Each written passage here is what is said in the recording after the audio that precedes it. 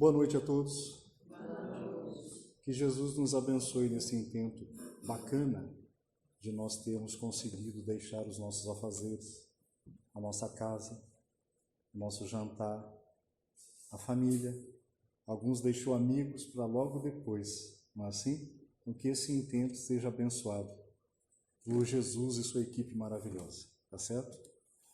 Esta nossa visita hoje, ela tem um cunho especial, porque na verdade, embora eu estando aqui falando com vocês, quem eu gostaria que vocês tivessem, obrigado, a certeza que está aqui na casa de vocês nessa noite é a Federação Espírita do Estado da Bahia, obviamente representado pelo seu Conselho Regional 13, na pessoa do seu dirigente geral, que é Natan Rocha de Teixeira de Freitas, o seu adjunto, que é Ari, que não pôde estar nessa noite aqui, aí me convidou para mim representá-los, tá certo?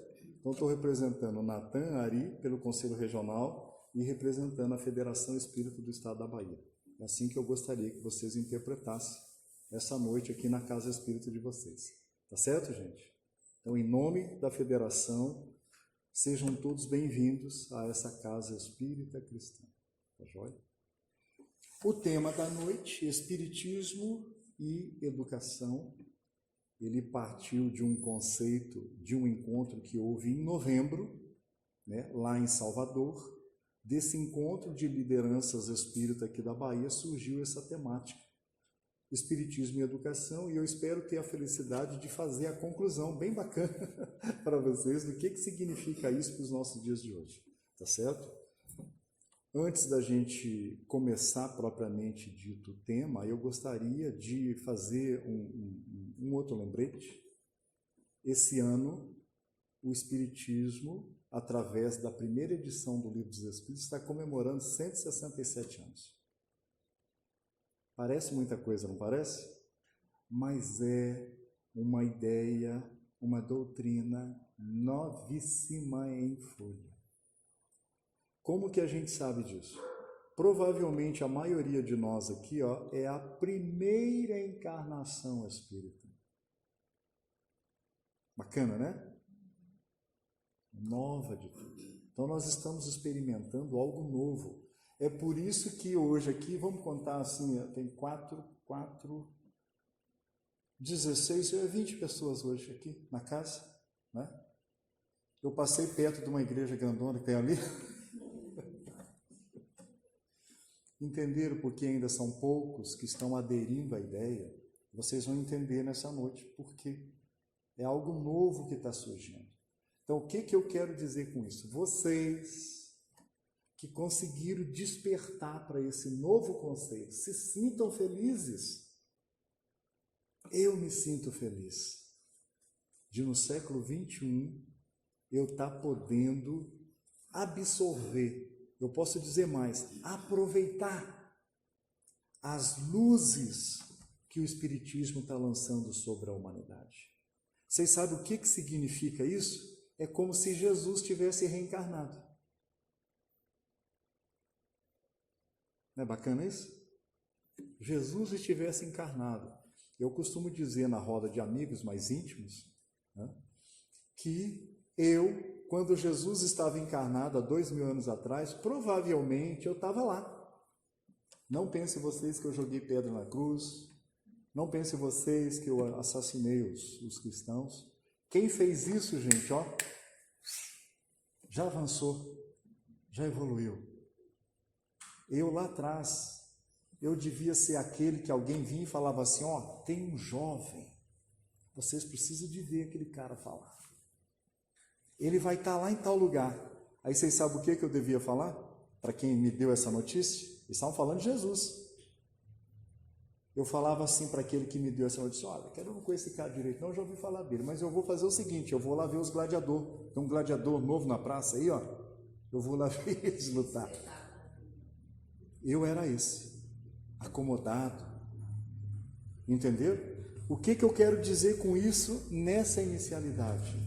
Nós já despertamos, nós estamos diferentes de lá de trás, de quando Jesus estava lá. Nós, alguma coisa, eu fui de uma forma, eu espero que vocês não tenham sido da forma que eu fui, Eu fui pela dor. Quando eu descobri o Espiritismo, eu estava pensando em suicídio, eu era jovem, e o Espiritismo me acordou. Acorda, eu acordei para a vida. Estou aqui até os dias de hoje, 57 anos. Já se passaram, de 1990 para cá, 34 anos. 34 anos que eu posso dizer para vocês que eu estou endireitando. Não posso dizer que já por meio, não. Mas já estou num caminho bem andado. Eu já consigo observar a vida por outras formas, por outras nuances. Eu já consigo fazer isso já. Então houve um avanço. Tá certo, gente? Eu estou falando de mim, mas eu queria que vocês se sentissem importantes. Vocês, tá certo? A terceira revelação de Deus a nós homens está vigente no mundo há 167 anos e nós estamos aproveitando. Nós estamos aproveitando. Que ótimo, né? Que bom. Sejam bem-vindos. Chegaram na hora certa, porque eu não comecei ainda. Até meia-noite eu prometo para vocês que vai dar para a gente fazer a conclusão, tá certo? Então eu falei dos 167 anos da primeira edição do Livro dos Espíritos, queria outra coisa, queria homenagear também nessa inicialidade uma outra pessoa que fez aniversário agora, dia 2 de abril, foi o nosso Chico Xavier. Outra peça importantíssima para que o Espiritismo estivesse do jeito que está hoje para nós. Se ele estivesse entre nós, dia 2 de abril agora, ele estaria fazendo 114 anos. Ele nasceu em 2 de abril de 1910. Por que eu guardo com perfeição isso? Porque ele é 3 anos mais novo que o meu avô. Meu avô nasceu em 1907. 3 anos depois, reencarna Chico Xavier, 1910. Por que eu gostaria de homenagear ele nessa inicialidade? Vocês sabem que eu sou do Paraná, sou de Londrina, comecei a doutrina espírita lá, e Londrina, dali de Uberaba, é um pulinho, gente, é um pulo. Todo final de semana, na casa espírita que eu frequentava, nosso lar, lá em 1990, tinha uma excursãozinha de ônibus. Não, gente, era perto, era de carro. O pessoal juntava carro de amigos, olha, eu tenho 2 vagas, eu tenho mais 2, eu tenho 2, eu tenho 2. Eu nunca fui lá, eu nunca me dispus a ir lá conhecer Chico Xavier pessoalmente. Olha que interessante. Então hoje eu estou me dignando a fazer essa homenagem a Chico Xavier. Gostaria de em público fazer o que eu não fiz lá atrás em 1990, morando pertinho dele. Eu gostaria de dizer para ele, e ele está nos ouvindo, saiba disso, que ele tem conexão conosco. Gostaria de dizer para ele que nós espíritas do século XXI, nós espíritas modernos, nós que aqui estamos, temos muito que agradecer a ele, ao trabalho dele, à renúncia dele, porque ele renunciou muita coisa para exercer aquela função que ele exerceu, que é significante para nós, né? Então, graças a essa renúncia, a esse esforço dele, hoje nós estamos aqui. Bacana, né? Então, que Jesus abençoe ele, que ele continue as propostas de progresso dele, do mesmo jeito que nós estamos tendo essa oportunidade de efetivar progresso, tá certo? Feito, então, essa homenagem a Chico Xavier, bem simplista, eu gostaria de utilizar uma fala de Emmanuel. Já que nós falamos de Chico Xavier, podemos deixar Emmanuel de fora? Podemos? Não podemos deixar Emmanuel de fora, né? Mas eu gostaria de dizer para aqueles companheiros que estão iniciando no Espiritismo, que Chico Xavier, Emmanuel, não é só o protetor de Chico Xavier. Tá certo, gente? Emmanuel faz parte da pleiade de espíritos que compõem Espírito Verdade. Ele é um dos espíritos que auxiliaram o Consolador a ser divulgado. Vocês sabiam que Emmanuel deu mensagem para Kardec lá atrás? Está lá no Evangelho segundo o Espiritismo, a mensagem de Emmanuel para Chico Xavier, para Kardec, para Allan Kardec. Tá certo? Então, Emmanuel não é só o protetor de Chico Xavier, não. Ele é um dos espíritos que auxiliam a divulgação do Consolador Prometido. Olha que bacana, né? E olha o que o nosso querido Emmanuel traz para nós nessa inicialidade. Eu vou iniciar a fala da noite até meia-noite a partir dessa fala de Emmanuel. Emmanuel diz o seguinte, dentro das análises dele sobre o Espiritismo, ele diz que o Espiritismo é o cristianismo primitivo redivivo. Vocês sabem o que significa isso nos nossos dias de hoje? O Espiritismo é aquilo que faltava, é a chave que vai fazer com que nós entendamos certas coisas que Jesus falou lá atrás, ficou incógnita, e agora com o Espiritismo a gente vai descobrir o que ele quis dizer lá atrás. Entenderam? Então toda fala que alguém vir falar aqui na frente, vocês vão perceber que vai se falar de Espiritismo, mas vai relembrar quem? Jesus lá atrás. Vai relembrar uma fala dele. Então, para mim falar de Espiritismo e educação, eu vou reviver uma fala do Cristo. Tá certo? Por que uma fala do Cristo? Porque ele mesmo não escreveu nenhuma linha. Vocês sabiam disso?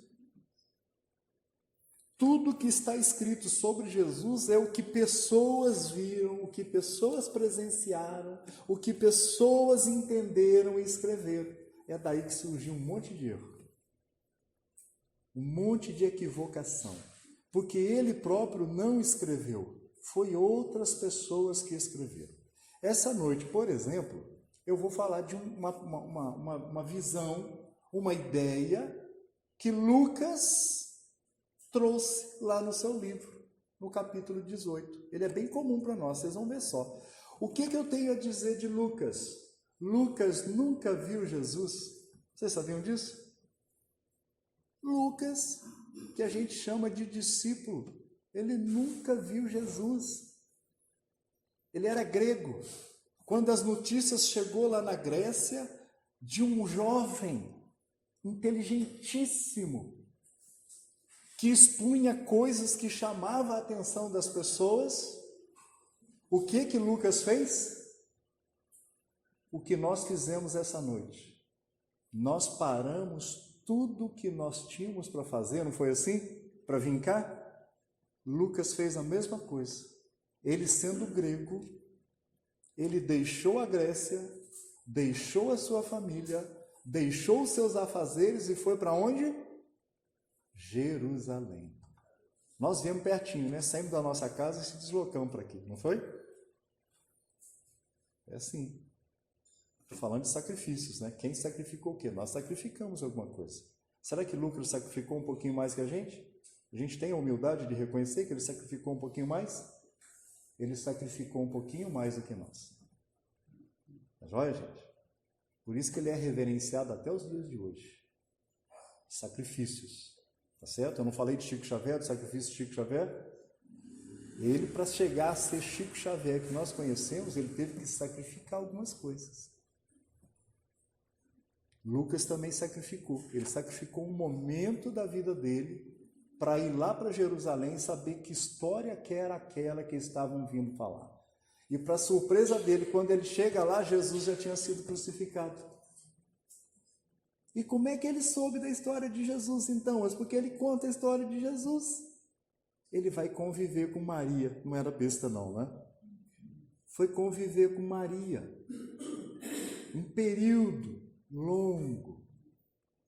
Maria todo dia contava as histórias. Como que foi, como que não foi, como que foi, como que não foi.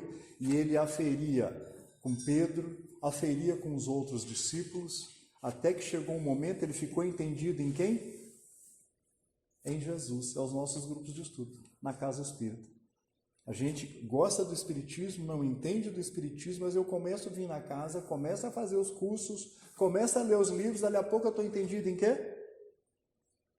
Em Espiritismo. Foi assim que aconteceu com Lucas. Lucas ficou tão entendido em Jesus que ele resolveu o quê? Escrever. As histórias eram tão contagiosas, tão empolgantes, que ele falou, cara, eu tenho que escrever. Aí ele foi e escreveu. Ele escreve sobre Jesus. Olha que interessante. Então, um cara que não conheceu Jesus pessoalmente, escreveu lá no capítulo 18 uma história que todos nós conhecemos aqui. Ó. Quer ver só? A história do jovem rico que vai conversar com Jesus. Vocês já ouviram essa história? Muito bem, eu tenho que dar uma alinhada nela. Por quê? Porque tem traduções, depende da sua Bíblia, você vai encontrar lá um jovem rico. A minha é de João Ferreira, é jovem rico. Mas tem outras traduções que já é outra coisa. É um jovem de poder que vai conversar com Jesus. E há outras traduções ainda que diz o seguinte: um jovem príncipe vai conversar com Jesus. Para nós nessa noite não importa se era um jovem rico, se era um jovem de poder ou se era um jovem príncipe que foi conversar com Jesus. O que interessa para nós nessa noite é o teor da conversa deles. Tá certo, gente? Então, o que conta lá Lucas? Lucas conta o seguinte, então, que esse jovem, independente de quem ele seja, foi conversar com Jesus. E ele chega lá e faz a seguinte pergunta para Jesus: Mestre, aí eu vou pular um pouquinho, porque há em algumas traduções uma conversa inicial ali que não interessa para nós nessa noite. Porque tem uma conversa inicial ali que parece que ele chamou Jesus de bom mestre e Jesus não gostou da história, não. Entenderam? Então vamos tirar essa história de bom mestre, para não entrar lá na confusão que deu ele e Jesus, que Jesus repreende ele. Que não interessa para nós hoje. Vamos só continuar de mestre para frente. Tá certo? Então ele chega para Jesus e fala assim: Mestre, o que é preciso que eu faça para adquirir o reino dos céus? Olha que interessante. Vamos analisar por parte essa fala inicial de Lucas. Um jovem de poder, um jovem bem situado na sociedade, ele não conhecia Jesus, ele fica sabendo de Jesus. E para ele ter ido fazer essa pergunta para Jesus, Jesus já tinha estabelecido um critério de confiança nele. Tinha ou não tinha? O que isso significa? As notícias que ele tinha ouvido falar de Jesus contagiou ele, de tal forma que inspirou confiança, não é? Aí ele falou: essa pessoa é digna que eu faça essa pergunta. Ou então, essa pessoa é digna que eu receba a resposta dele para uma análise mais profunda. Entenderam até aí? Vamos tentar analisar quem era Jesus na visão geral das pessoas lá? Como que era Jesus? Jesus era visto como uma pessoa de poder? Muito pelo contrário. Era uma pessoa que, na sociedade, ele era rebaixado. A todo momento tinha alguém tentando rebaixar ele lá. Até quando ele levantava um paralítico de nascença, tinha alguém que vinha lá e falava assim: ele fez isso em nome de Beelzebub. Não foi em nome de Deus que ele fez isso. Como é que pode? Aí saiu aquela velha frase, né? Se os demônios estão curando, devemos louvar a Deus, porque até eles estão fazendo o bem. Entenderam, gente? Então não ligue quando vocês na sociedade for fazer uma atividade e alguém depreciar, dizendo que é endemoniado, que é louco, que é isso, que é aquele outro. Não se preocupem, porque fizeram isso para Jesus, não fizeram? E ele anuncia: se fizeram isso comigo, que dirá o que farão com vocês? Não foi assim que ele anunciou? Mas não vos preocupeis. Não tema os homens que podem matar o corpo. Não foi assim que ele falou? Foi assim que ele falou. Então, esse jovem, ele estava analisando Jesus não pela aparência ou pela posição social que ele tinha na sociedade. Ele estava analisando Jesus pelo potencial intelectivo. Porque até os doutores da lei dos judeus também o iam ter com ele. E as notícias corriam acerca das conversações. Entenderam qual é o motivo que ele vai buscar Jesus? O que isso quer dizer? Quando a gente busca Jesus com que interesse? A gente consegue enxergar a grandeza de Jesus quando a gente vai buscar Ele numa prece? Quando tem alguma coisa acontecendo na nossa vida? Você consegue enxergar Jesus com poder? Seja ele intelectivo, seja ele moral?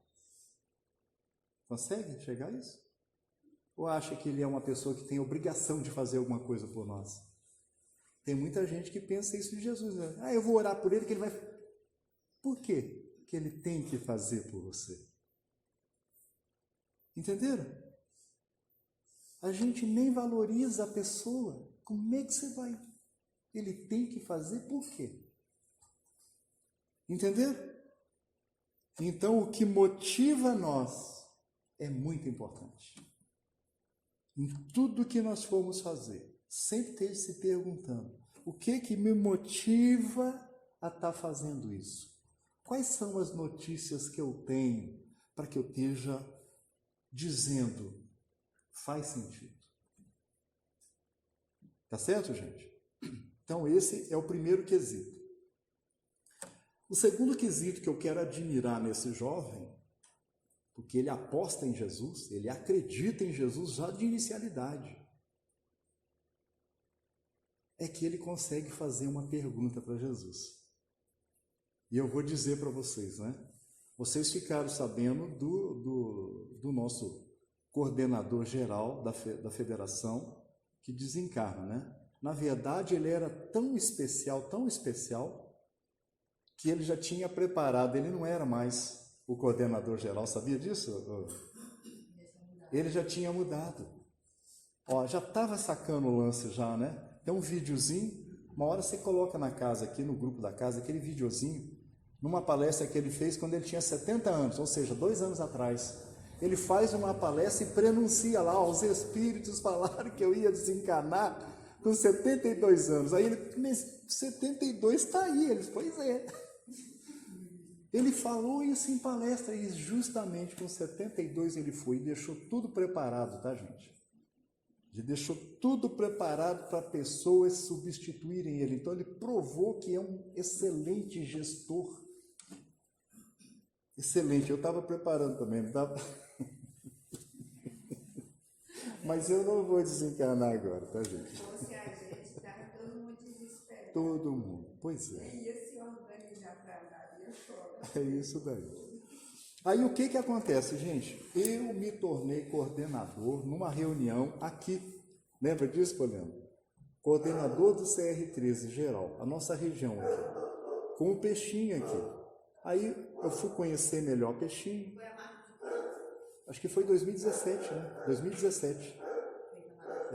Itamaraju. Foi aqui, ó. Bem aqui. Foi aqui que eu tirei uma foto com o filho de um dos membros daqui. Lembra disso? Ele era muito parecido com o meu filho que desencarnou, Andrei. Aí as pessoas, quando viram aquela foto, oi, Anderson, você viu que seu filho materializou no seu colo? Mas era um filho de amigo de vocês aí, que eu vi ele muito parecido com o meu filho, peguei ele no colo. Aí ele saiu na foto, no meu colo. Os amigos que não tinham visto essa situação falaram, cara, teu filho, cara, materializou no teu colo. Foi... Eu tenho aquela foto, até os dias de hoje, tem aquela foto lá, tá certo? Aí o que acontece? Então, me tornei coordenador geral, conheci Peixinho mais amplamente. Em 2018, nós vamos num congresso espírita ali no Espírito Santo. Encontro com ele lá, ele estava sentado sozinho, ele ia fazer a palestra lá em Vitória, Espírito Santo. Eu sabia que era isso, mas a gente chegou, estava lotado, umas 3.000 pessoas, a gente sentou lá atrás. Mas aí lá de trás, eu estou olhando lá na frente, o primeiro banco, a primeira fileira aqui, estava vazia. Estava reservado para a comitiva especial espírita da região deles, entenderam? Mas Peixinho estava sentado sozinho ali, falei, nossa, eu vou lá, só apertar a mão do companheiro. Aí eu vim, apertei a mão dele, sentamos, conversamos, ele fez umas perguntas para mim acerca de alguma coisa aqui da região. Eu fiquei de fazer uma análise depois de conversar com ele. Em 2019, um ano antes da pandemia, né, a gente viaja lá para Salvador. Eu chego em Salvador, quem foi com a gente sabe bem como que é lá, né? Você chega de ônibus, na porta do hotel, faz o check-in, a maioria já some para o quarto para tomar um banho, lógico, cansado, trocar de roupa. Tem gente até que dorme uma horinha, 2 horinhas lá para depois vir. E eu, como era coordenador, então eu subi, deixei minhas bagagens lá, deixei Leide lá, se trocando e desci para abraçar o pessoal da federação. Quando eu chego no auditório que ia ter a primeira expositiva, peguei Peixinho lá, sozinho, não tinha ninguém, era eu e ele só. Aí ele me convidou para me sentar do lado dele, eu com tanta coisa para falar com ele. Vocês acreditam que não saía nada? Eu não conseguia achar o começo da conversa. O começo da conversa eu não consegui, foi passando o tempo, 1 minuto, 2 minutos, mas parecia que era anos, tá, gente? Parecia que era um infinito. E passou 5 minutos, e passou 10 minutos, e eu estou calado, sentado do lado dele. Ele não falava nada, e eu querendo falar um monte de coisa, mas não saía. Aí chegou um pessoal e convidou a gente para fazer parte lá na frente lá. Era Haroldo que ia fazer a palestra. E a hora que eu levantei, eu falei, Peixinho, eu juro para você que eu estava procurando o que falar, cara, e não achei. Olha o que ele falou para mim.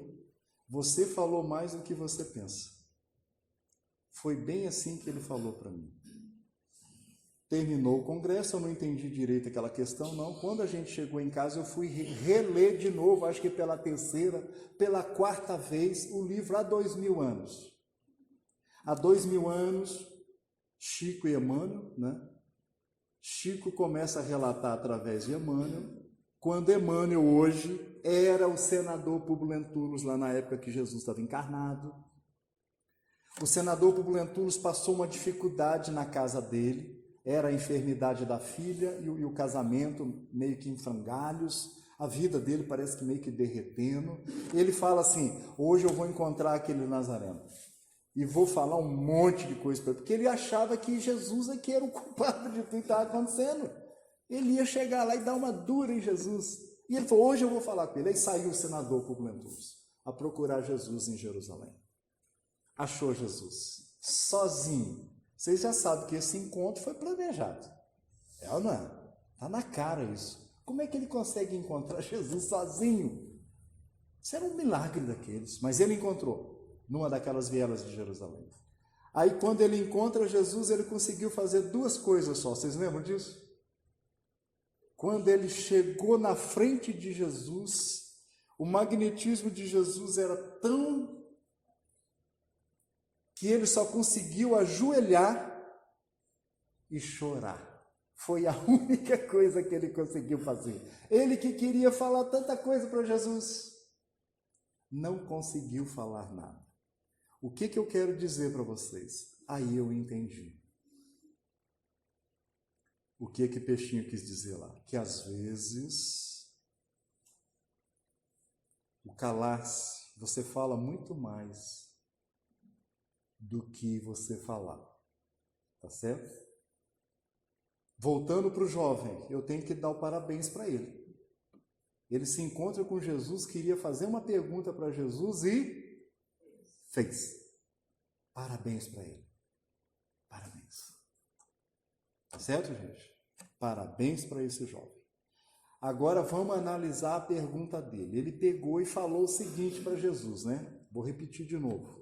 Senhor, o que é preciso que eu faça para obter ou entrar, conforme a tradução, no reino dos céus? Será que foi isso mesmo que aquele jovem perguntou para Jesus? Vocês já pararam para pensar e para refletir?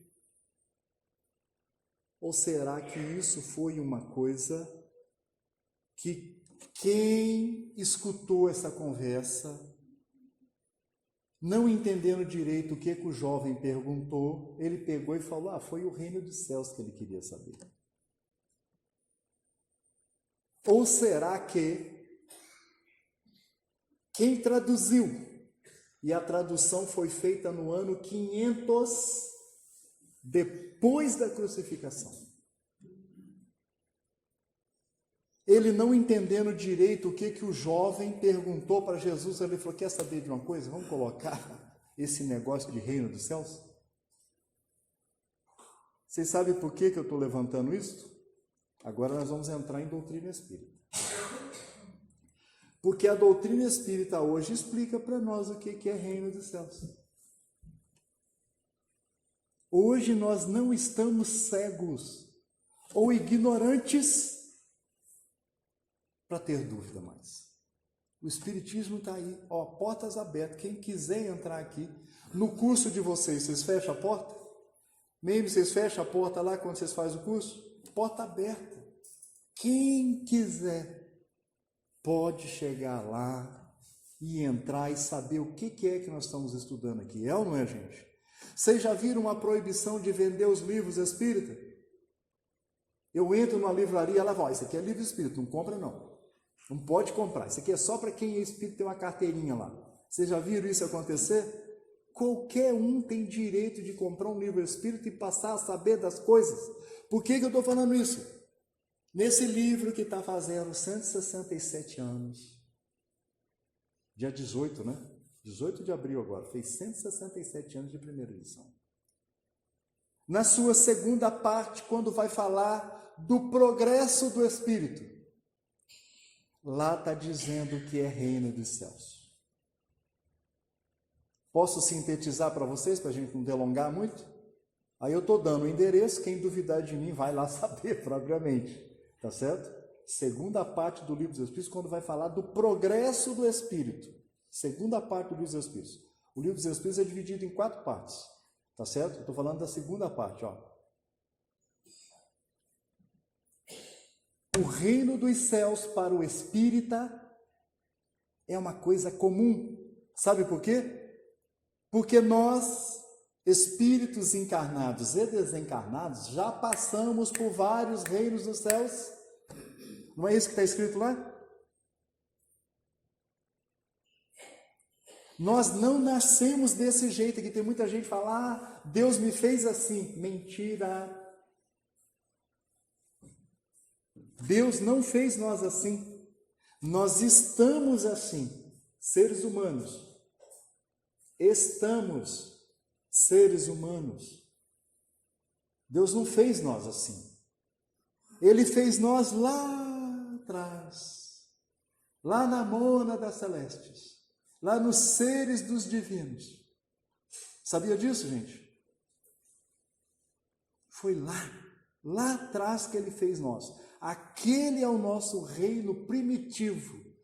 E Deus lá fez todos nós iguais. Todos nós nascemos iguaizinhos. Para Deus não tem diferença. E os Espíritos arriscaram a dizer que todos nós, lá na mona da celeste, quando Deus criou nós, lá atrás, nós éramos todos simples e ignorantes. Vivíamos com o Pai, tínhamos tudo o que nós precisávamos, mesmo sendo simples e ignorantes. Sabia disso? Todos nós. Um belo dia, nós, filhos de Deus todos, morando na casa do Pai, tendo tudo que o Pai forneceu para nós começamos a ver uns seres iluminados, seres inteligentes, os Cristos, os filhos de Deus mais velhos, nossos irmãos mais velhos. Nós começamos a apreciar aquela grandiosidade daqueles irmãos mais velhos. Chegamos para o Pai e falamos assim para eles, ó, nós que éramos felizes lá, eu quero ser igual aquele filho seu, aquele irmão meu, gostei daquele cara lá, eu quero ser igual a ele. Deus é bom, Deus é misericordioso. Pensa bem, meu filho, aqui em casa você tem de tudo, aqui não lhe falta nada, fica comigo, eu lhe amo. O que nós fizemos? Não, eu quero ser igual àquela luz, aquele irmão nosso que veio cá. Nossa, que coisa linda que ele é, que inteligência. um Cristo. E Deus tem certeza, meu filho? Tem. Então tá bom. Você vai ter agora a oportunidade de ser igual a Ele. Mas pense bem, aqui comigo você tem tudo. Agora lá, na busca para ser igual a Ele, do jeito que você está falando, lá você vai ter que conquistar tudo. Entendeu? E nós mesmo, Deus falando isso com nós, nosso Pai, a gente aceitou o desafio. Não, eu quero ser igual a Ele. Então vai, meu filho. Nós saímos do primeiro reino e fomos para o segundo reino, o reino das sensações. Com o Pai, a única sensação que nós tínhamos éramos de sermos amados e de sermos todos irmãos, junto com o Pai. Mas quando saímos para o nosso progresso, porque a gente queria ser igual aos Cristos de Deus, começamos do zero, lá no reino das sensações. Depois de estagiarmos, sabe Deus quanto tempo? Se eu falasse para vocês milhões de anos, talvez foi pouco. Talvez seja pouco. Se eu falasse bilhões de anos, talvez foi pouco. Então eu não vou arriscar falar tempo. Eu só vou falar do reino. Quando a gente superou o reino das sensações, sabe Deus quanto tempo? Passamos para outro reino. O reino das sensibilidades. Começamos a descobrir, depois das sensações, termos sensibilidades. E começamos a desenvolver sensibilidades. Sabe Deus quanto tempo? Eu não vou arriscar falar de tempo. Sabe Deus quanto tempo ficamos nesse reino? No reino das sensibilidades. Avançamos do reino das sensibilidades para outro reino. Fomos para o reino do instinto. E começamos a desenvolver os primórdios da inteligência, porque instinto é isso, é os primórdios da inteligência. Sabe Deus quanto tempo ficamos nos reinos do instinto? Avançamos para o reino da inteligência.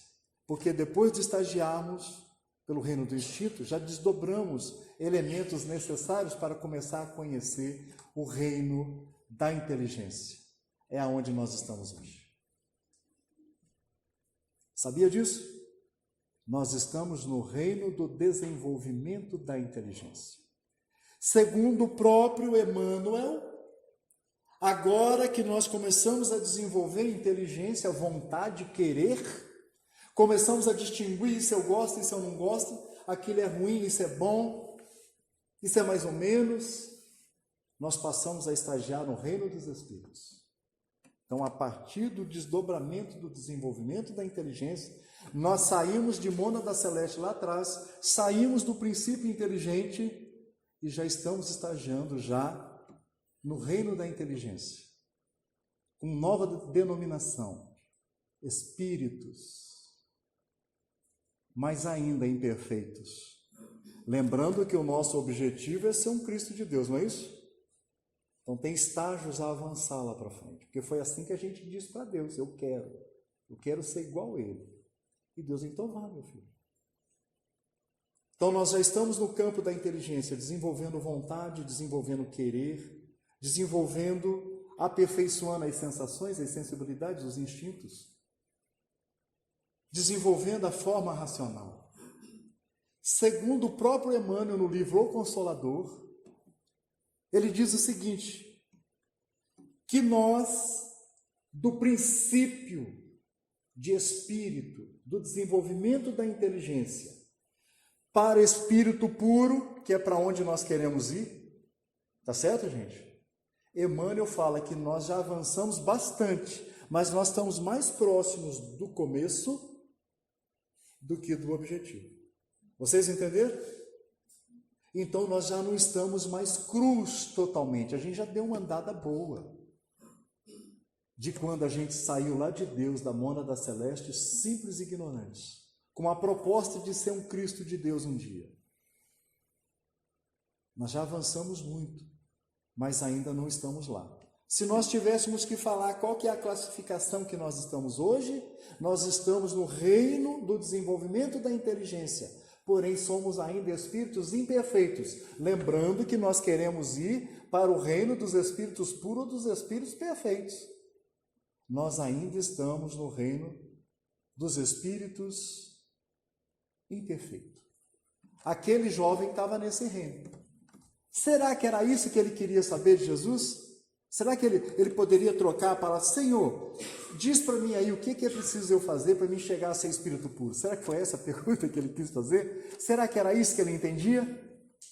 Era? É claro que não. Nunca que aquele jovem ia saber de tudo isso que eu fiz um resumo para vocês. Hoje nós espíritas temos obrigação de saber o que é isso, reino dos céus. Nós já passamos por vários reinos, mas o nosso próximo reino agora é ser espírito puro. Eu não acredito que aquele jovem tivesse esse manancial raciociniológico para chegar em Jesus e falar: me fale aí, o que é preciso para mim chegar a ser espírito puro? Não era isso que ele ia falar. Não era. Definido isso, então, o que será que aquele jovem deve ter perguntado para Jesus? Será que os Espíritos deram uma luz para nós, para a gente entender o que será que realmente ele queria saber de Jesus naquele momento, que a gente está vendo que a tradução está equivocada? Não chegamos a essa conclusão? Mas os Espíritos falaram, eles são fofoqueiros, não são? Eles falaram o que aquele jovem queria saber. Não era do reino dos céus. Ele nem fazia ideia do que era isso, o reino dos céus. Iria precisar de anos de desenvolvimento para ele saber o que era reino dos céus. Sabe o que ele queria saber, gente? Ele queria saber de uma coisa que eu e vocês temos curiosidade também. Não era de reino dos céus que ele queria saber. Ele queria saber sobre vida futura. Está lá na 4ª parte do Livro dos Espíritos. Se você quiser saber da sua vida futura, como que será? 4ª parte do Livro dos Espíritos. Leia lá. Você vai se inteirar do assunto. Naquela época tinha a 4ª parte do Livro dos Espíritos para ele saber e ler? Tinha? Não tinha. Não tinha. Então, quando a gente consegue entender que não era de reino dos céus que ele queria saber, mas era da vida futura, surge uma outra questão para a gente pensar também. O que será que levava aquele jovem a querer saber sobre a vida futura?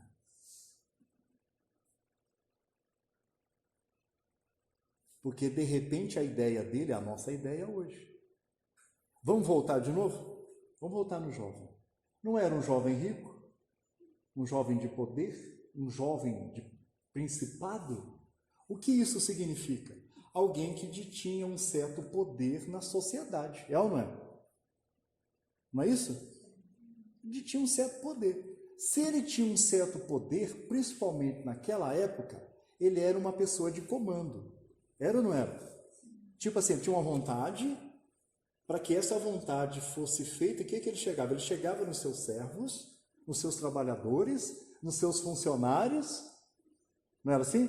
Dava uma ordem, dali a pouquinho, estava cumprido. Entenderam? O espírito de senhorio, vocês perceberam isso? O espírito de senhorio, ele tinha uma curiosidade. Será que quando, na vida futura, será que eu vou ter espírito de senhorio lá também? Por exemplo, eu vou ter uma vontade, eu já dou um alô para alguém, um estalar de dedo, e já está lá. Vocês não têm essa curiosidade também? Não? Eu tenho. Eu tenho essa curiosidade também. Não de senhorio, que eu não sou senhorio de nada. Graças a Deus sou um servo, Poliana é minha testemunha. Sou um servo. Então estou acostumada a atender solicitações. E isso é bom, tá? Agora, vocês sabem por que aquele jovem que detinha um espírito de senhorio, é por isso que eles falam um jovem rico, um jovem de poder, ou um jovem príncipe? Porque o espírito dele era de senhorio. E sabe por que ele tinha ido fazer esse questionamento para Jesus acerca da vida futura? Porque Jesus tinha falado uns dias antes, contado uma historinha que mexeu com os brios dele. Jesus tinha contado uma história do rico e do mendigo chamado Lázaro. O rico aqui, uma vida confortável, igual a ele, senhorio, tinha vários servos, vários funcionários, vários trabalhadores. Jesus conta essa história que os dois desencarnaram. O mendigo e o rico. Aqui o rico tinha conforto. O mendigo aqui tinha desconforto, vivia uma vida à margem do que a grande maioria da sociedade tinha. E Jesus fala que quando chegou lá na vida futura, vocês sabem o que é vida futura? É a outra realidade nossa, gente. Poucos nos dias de hoje param para pensar nisso. A maioria de nós pensa só aqui, ó. Pensa com a carne, comer, beber e dormir. Eu sou assim. Nós temos duas realidades. A realidade aqui no plano espiritual e a realidade espiritual. Uma é duradoura, a outra, ó, é passageira. E Jesus contava que na vida passageira, o que tinha conforto aqui, o rico, chegou numa situação desgraçada lá. E o que tinha uma vida desgraçada aqui, chegou num movimento de conforto lá. Não foi assim a história de Jesus? Jesus, no momento antes desse encontro dele, desse jovem, Jesus ainda tinha falado uma outra coisa que reforçou essa história. Jesus falou que era mais fácil passar um cabo pelo buraco de uma agulha, em outras traduções, um camelo passar pelo buraco de uma agulha, do que um rico entrar no reino dos céus. E ele era um rico. Ele tinha ouvido falar dessa história que Jesus tinha contado. Ele falou, pessoalmente eu vou lá conversar com esse cara, que tem alguma coisa errada aí. Ele queria saber como que seria lá. Entenderam, gente? Por que a gente tem que querer saber como será que será para mim lá? Ele queria saber. Porque às vezes, gente, o estilo de vida que nós estamos levando aqui é confortável. Mas lá vai ser a nossa perdição. Já vocês vão perceber, não é eu que estou falando isso não, já vocês vão perceber isso que eu estou falando. Então, por isso que a gente tem que se preocupar com a vida futura. Se não fosse importante essa preocupação que nós deveríamos ter da nossa vida, os Espíritos não teriam vindo falar um capítulo, foram vários capítulos, é a quarta parte do livro dos Espíritos inteirinho ali fala sobre a vida futura. Entenderam a importância? A maioria de nós, mesmo sendo espírita, nós estamos preocupados apenas com a carne, com o que beber, com o que comer, com o que vestir, com o conforto, e se esquecemos do que é imortal, a alma, a essência, o espírito. Entenderam a provocação? O Espiritismo vem reviver isto em nós. O conforto da matéria, gente, é a faculdade lá que vai ensinar para nós, é a minha profissão. A matéria. Mas sobre a alma, ninguém melhor do que o Espiritismo para falar sobre a alma. Vocês já se perguntaram o que alimenta a alma de vocês? O que alimenta vocês como espírito? O que nós não temos um espírito, nós somos o espírito que administra essa roupa aqui, ó. Se tirar o espírito daqui, gente, fica um monte de carne apenas. Precisa ter um administrador nessa roupa de carne aqui, ó. Essa roupa de carne aqui precisa de alimentação, precisa de café, né, mesmo? Precisa de água, precisa de dormir, precisa de carinho, precisa de higiene, precisa de remédio. A carne e a alma, vocês já pararam para pensar? Eu, como espírito, o que eu preciso? Já pararam para pensar? A gente tem que pensar, gente. Principalmente quando se fala de alimentação. O que alimenta eu, espiritualmente falando? A gente tem que se preocupar com essas coisas. Porque o que tem de pessoas, gente, bem alimentadas fisicamente, bonitas, porque vai na academia, toma remédio, toma shake, toma isso, aquele outro. Mas espiritualmente sedentas e famintas, porque não sabe como que se alimenta espiritualmente. Até sabe que é imortal, mas não sabe o que fazer para se fortalecer espiritualmente. Entenderam, gente? Por que a gente tem que estar preocupado com o ser espiritual? Por isso que eu parabenizei vocês, nós, né? Nós todos que estamos aqui, que a gente conseguiu desvencilhar das convenções da matéria. Não foi? O jantar não está lá esperando vocês? A cama não está lá esperando? A televisão, os parentes, os amigos, não estão lá? A gente conseguiu desvencilhar. Isso é um movimento importante. Agora, saber o que alimenta nós espiritualmente é muito importante. Tá certo, gente? É muito importante. E só se prepara para essas coisas quem pensa nessas coisas. Ok? Vamos voltar para o jovem? Então o jovem queria saber da vida futura, como que era, porque a fala de Jesus antes do encontro dele tinha perturbado ele. Você já parou para se perguntar aquilo que você tem como profissão, as suas atitudes como esposo, como esposa ou como filhos, né? Quem não é casado? Se as suas atitudes, será que vai haver continuidade lá no plano espiritual? Ou será que quando a gente chegar lá, a gente pode ficar envergonhado do que nós estamos fazendo? Vocês já se perguntaram acerca disso? A gente tem que se perguntar acerca disso.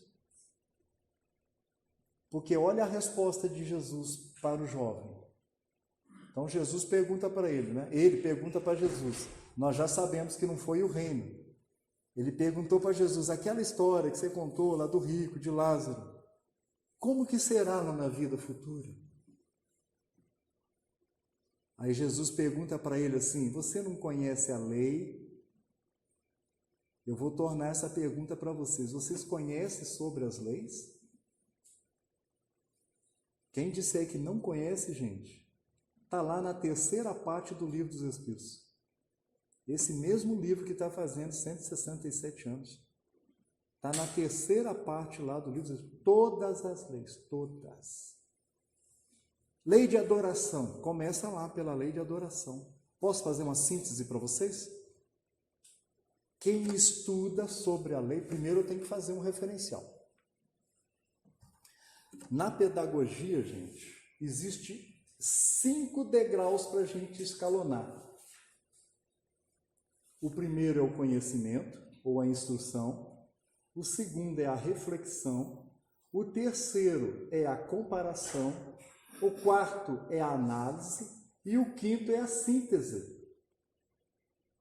Os entendidos da matéria diz o seguinte, que a verdadeira reforma íntima só acontece quando a gente cumpre essa última etapa aqui, ó, o poder de síntese das coisas que nós sabemos. A maioria dos espíritas está parado nesse primeiro degrau aqui, ó, conhecimento. Ele acha que o importante é conhecer. Entendeu? Aí o camarada lê 1000 livros, 2000 livros. O que você achou? Achei bacana demais. O que você pensa sobre o assunto? Eu não pensei ainda não. Eu achei legal. Mas ele não parou para fazer os passos seguintes. A reflexão sobre o que ele está sendo, que ele está conhecendo, que ele está se instruindo. Ele não parou para fazer comparação. Que história que é essa de comparação, gente? Quando eu leio uma coisa que eu gosto, eu vou dizer para vocês que é pobreza de mente você ler só aquilo. Você tem que ler outras coisas. É a chamada comparação. Então eu vou comparar aquele autor com outros autores. O que foi que eles falaram acerca daquilo? Depois de eu entender a dimensão do que várias pessoas falou sobre aquilo, ou vários autores falou sobre aquilo, aí sim que eu vou para a análise. E depois da análise, a síntese. O que eu quero dizer para vocês? Quem consegue fazer uma síntese, não importa mais se quem falou é Jesus, se quem falou é Allan Kardec, se quem falou foi Siddhartha Gautama, se quem falou foi Lao Tse, não importa mais quem falou. Sabia disso? Vocês já pararam para pensar, nós vamos chegar lá no plano espiritual, aí alguém vem e fala, o que foi que você faz? Eu fiz isso e outra coisa. Eu fiz baseado em Emmanuel. Se eu errei, Emmanuel errou junto. Tem essa desculpa lá? Eles vão falar, meu filho, você tinha que ter se baseado em Emmanuel, mas não confiado em Emmanuel. Você fez a reflexão? Você fez comparação do que ele falou? Você analisou tudo isso? E a síntese sua? Que o que você faz depende de você. Não importa se foi Jesus quem falou, se foi Kardec quem falou, não importa. Você é responsável pelos seus atos. Não foi assim que Deus falou quando a gente saiu lá dele? Ó, meu filho, enquanto você está na minha casa, você tem de tudo. Agora, se você decidir sair, você está por sua conta. Não foi assim que ele falou para nós? Então, nós temos que concluir essa etapa toda para a gente fazer a verdadeira reforma íntima. Tá certo, gente? Então, não tenham preguiça. Não fiquem só no campo do conhecimento. É importante o conhecimento, mas é pouco. Só o conhecimento é pouco. Olha os outros 4 degraus aqui, ó. A gente tem que atingir esses outros degraus. Ok, gente? Ok. Feito isso, então, gente, vamos voltar lá na colocação de Jesus. Você conhece a lei? E eu perguntei para vocês, vocês conhecem a lei? Aí, na hipótese de alguém dizer, não, eu não conheço a lei, eu já disse onde é que está. Terceira parte do Livro dos Espíritos. Está tudo lá, explicadinho. Explicadinho. Aí, então, agora eu vou fazer uma síntese para vocês do estudo que eu fiz. Eu estou dando o endereço para vocês não confiarem em mim, não. Vocês vão lá e olhem lá. Quem estuda sobre a lei de adoração, você sabe o que acontece com ele? Acontece uma coisa maravilhosa, ele vai adquirir a humildade. Quem entende sobre adoração, ele é o beneficiado sobre estudar essa lei. Ele vai passar a adquirir humildade. Porque ele sabe que acima dele tem uma infinidade de hierarquia, acima dele. Então ele vai saber se colocar no lugar dele. Então aquele que estuda sobre adoração, o que acontece com ele é que ele se torna mais humilde. Ele vai passar a respeitar mais a hierarquia. Entenderam? Na síntese, a lei de liberdade está lá também na terceira parte. Vou sintetizar para vocês. Quem fala assim, eu estudo a lei de liberdade para me adquirir liberdade, é isso? Não. Quem estuda a lei de liberdade aprende a dar liberdade para os outros. E quando ele aprende a dar liberdade para os outros, você sabe o que acontece? Ele se liberta. É isso que diz a lei lá, quando você vai trabalhar síntese. Você vai dar liberdade para os outros. A lei do trabalho. Todo mundo sabe sobre essa lei, não sabe? Ela tem duas vertentes. A lei do trabalho é você aprender a ser útil. Não é trabalhar para mim. Aquele que trabalha para ganhar dinheiro, gente, sinto muito, você é pobre. Pobre de mente. Porque a lei do trabalho é para você se sentir útil para a sociedade onde você vive. Quem estuda a lei do trabalho, gente, quando chega no trabalho lá, ele ora pelo patrão dele, ele ora pela empresa dele. Ele agradece a Deus aquela oportunidade de estar servindo a comunidade de Itamaraju através daquela empresa, através daquele patrão, através daquela gerência. Isso para quem estuda a lei. Mas aí tem outra vertente que o homem moderno esqueceu. Quem vai estudar sobre a lei do trabalho vai descobrir que tem a lei do descanso também. E o homem moderno esqueceu isso. Eu já fui conversar com o pessoal, faz 10 anos que eu não tiro férias, como se isso fosse uma medalha. Meu Deus, ele está contra a lei. A lei diz para você ser útil, mas para você descansar. É por isso que a nossa sociedade está cheia de ansiedade, cheio de estresse, cheio de depressão, dores de cabeça que não termina nunca, insônia. Ele está sendo útil? Tá, se você for ver, ele está sendo útil mesmo. Aí eu não sei se a intenção dele é ser útil para a sociedade. Eu só sei que ele está trabalhando. De repente ele está só querendo ganhar dinheiro. Está esquecendo de descansar. Na lei do trabalho lá fala bem disso. No mesmo direito que você tem de ser útil, você tem obrigação de descansar. Está vendo o que a lei diz? Vamos ficar só por aqui? Senão eu vou até meia-noite mesmo, gente. Estou finalizando. Então vocês viram a importância da lei? Por que Jesus fala? Conhece a lei? Sabe o que o jovem respondeu para Jesus? Não foi nada humilde. Conheço toda a lei e já pratico ela desde criança. Só por aí a gente já vê que ele não conhecia. É ou não? Ele não conhecia a extensão da lei. Mas o que eu acho mais bonito nisso é o seguinte: Jesus não desmentiu ele não. Não, você não conhece não. Você pensa que conhece, mas não conhece. Jesus não desmentiu ele. E Jesus não diminuiu ele também. Jesus fez aquele papel dos mestres, dos grandes mestres, que observando a criatura pelo que ele fala, pelo que ele se expõe, Jesus faz um ponto-chave. Toma. Na medida, que nem uma cunha. Certinho. Jesus observando ele, olha o que Jesus fala. Te falta uma coisa ainda. Jesus foi modesto, não foi? Faltava muitas coisas. Como para nós. Eu estou falando isso para a gente enxergar nós do jovem, tá? Falta muita coisa para nós ainda. Mas Jesus foi tão bacana, tão caridoso, que falou para ele: falta só uma coisinha para você. Vai, vende tudo que tens, dê aos pobres, depois vem e segue. Aquele jovem rico era escravo das coisas dele, não era? Por que eu estou falando isso? Porque a história fala que ele saiu triste dali e não voltou mais. Então ele não conseguiu desvencilhar das coisas dele. Então, ao invés dele usufruir, as coisas estavam usufruindo ele. Ele é que estava escravo das coisas, ele estava dependente das coisas. Como que a gente sabe disso?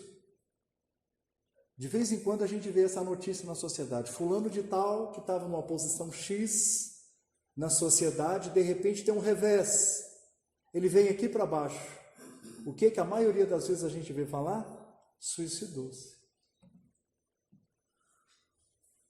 Ele não conseguiu desapegar daquelas coisas. Ele não conseguiu perceber, segundo Jesus, que aquilo estava escravizando ele.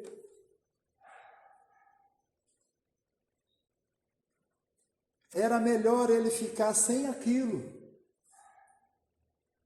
para ele ter aquele conforto que Lázaro, o mendigo, teve lá.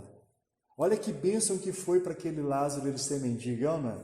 Ele desapegou. É isso que o Espiritismo vem trazer para nós, homens modernos, hoje. Cautela com o que você tem. Sabe por quê? Nós temos, não somos. Aí eu vou ser obrigado a ir para Joana de Ângeles agora. Joana de Ângeles, num livro maravilhoso, O Ser Integral, ela fala que a gente precisa aprender a diferenciar duas coisas: a individualidade da personalidade. A individualidade é tudo aquilo que é nosso de verdade. E a personalidade é aquilo que nós temos aqui. Vamos fazer um geralzão? O que nós temos aqui? Que Joana de Ângeles chama de personalidade? O nosso nome, o nosso corpo, o gênero que nós temos hoje nesse corpo. É da personalidade agora. A família que nós temos agora, nosso pai, nossa mãe, nossos irmãos, nossos tios, nossos avós, é tudo da personalidade. O canudo que nós conquistamos através da graduação, da pós-graduação, do mestrado, do doutorado, do pós-doutorado, é da personalidade. A profissão que eu tenho é da personalidade. O dinheiro que eu juntei com isso tudo é da personalidade. Joana de Ângeles fala que tudo que for da personalidade vai ficar aqui. Por que nós estamos chegando lá na vida futura perturbados e às vezes éramos espíritas?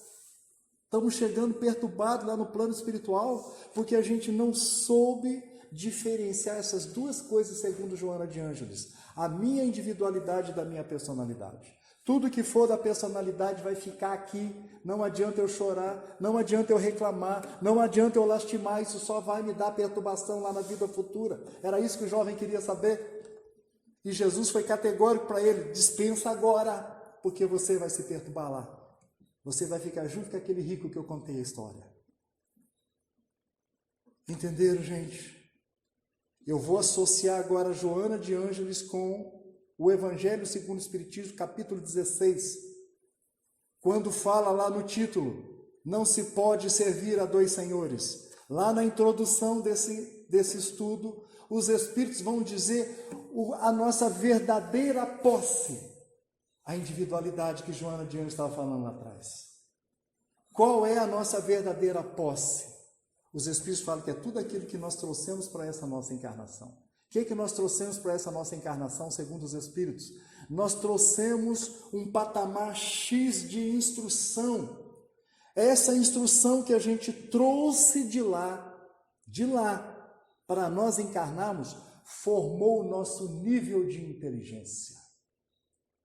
Só que eles falam que à medida que nós incorporamos aqui na vida material, a inteligência a gente pode ampliar ela. Porque inteligência é instrução. Então, quanto mais instrução eu tiver, mais conhecimento eu tiver, a possibilidade de eu me tornar mais inteligente é gigantesca. Por isso que os Espíritos vieram e disseram para nós: espíritas, instruí-vos. Entenderam? Então nós viemos com potencial X e podemos ampliar esse potencial X de inteligência? Podemos, mas nós temos uma outra coisinha que a gente trouxe de lá também, que é nosso de verdade, é a nossa moralidade. A maioria dos seres humanos nem sabe o que é isso, moralidade, mas o espírita tem que estudar dessas coisas. Está lá no livro dos Espíritos o que é moralidade também. Moralidade é duas coisinhas simplistas. Resumindo, sintetizando para vocês.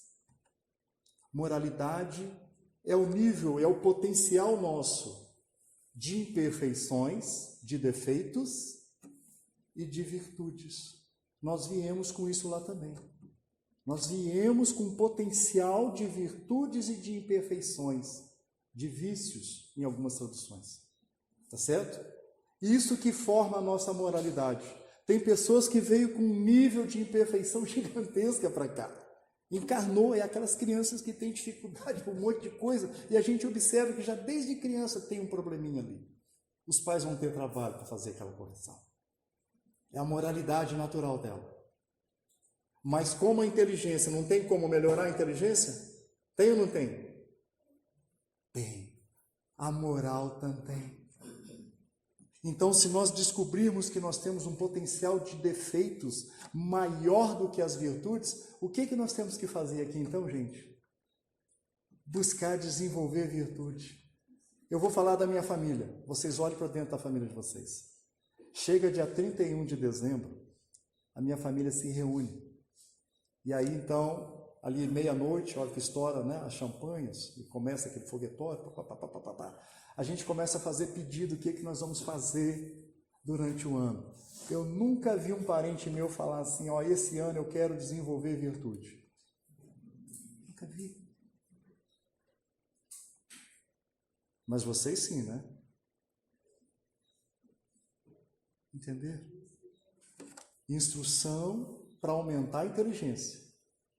Virtudes para desenvolver a moralidade. O mendigo que Jesus contou na história chegou riquíssimo lá, de quê? A pergunta é de quê? Que a gente viu ele ser pobríssimo aqui, né? Ele chegou riquíssimo de virtude lá. Riquíssimo de inteligência lá. Por isso que ele estava bem. E o que era rico aqui, chega miserável lá.